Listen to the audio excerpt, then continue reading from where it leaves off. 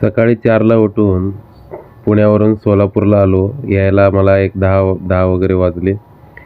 तेव्हा आई म्हणाली, "अरे, यंदाच्या गणपती बाप्पाला, आपल्या घरच्या गणपती बाप्पाला बुकिंग करून येऊ." मग मी निघालो पाणीटाकीजवळ. पण जाता जाता आज शनिवार होता, तर आधी म्हटलं शनी मंदिरमध्ये जाऊन शनिदेवाचं दर्शन घेतलं.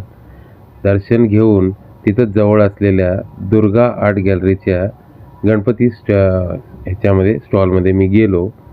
आणि आता तिथं जाताना मी असं ऐकलं होतं की भरपूर सारे गणपती आलेले आहेत. अजून धोती फेटा बांधलेले आहेत. तुम्ही पण बघू शकता, भरपूर सारे प्रकार गणपती होते.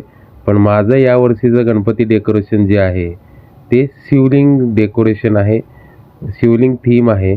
त्यामुळे मला लागत होता महादेव अवतार गणपती, जो मी त्या डेकोरेशननुसार घेऊ शकतो.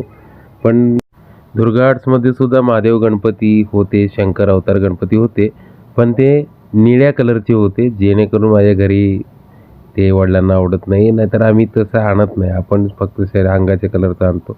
मग मी लगेच निघालो वालचंद कॉलेजजवळ श्री आर्टमध्ये.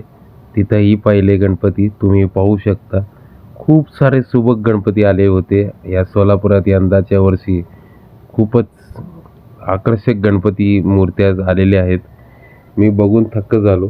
पण मी जे डेकोरेशन बनवत आहे त्यासाठी जे मला लागते ते आणि डेकोरेशनचं साईज पण रेस्ट्रिक्टेड आहे. गणपतीची साईज एवढीच पाहिजे, त्यामुळे तिथंही काही मला आवडलं नाही. मग मी गेलो पद्मश्री आर्टमध्ये.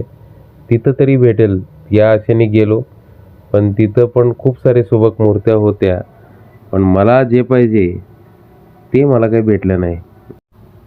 तुम्ही पण या सुबक मूर्ती बघू शकता. यानंतर मी निघालो माझ्या घराजवळील कोणार्क आर्कमध्ये. तिथं मी सगळे गणपती बघितल्या. मग मी वर पण काही गणपती होत्या, मग वर गेलो. वरच्या स्टॉलमध्ये ते म्हणले की आमच्याकडे एक आहे महादेव अवतार गणपती. तर त्यांना म्हणलं दाखवा. पण तरी मी आधी सगळ्या गणपती बघितल्या.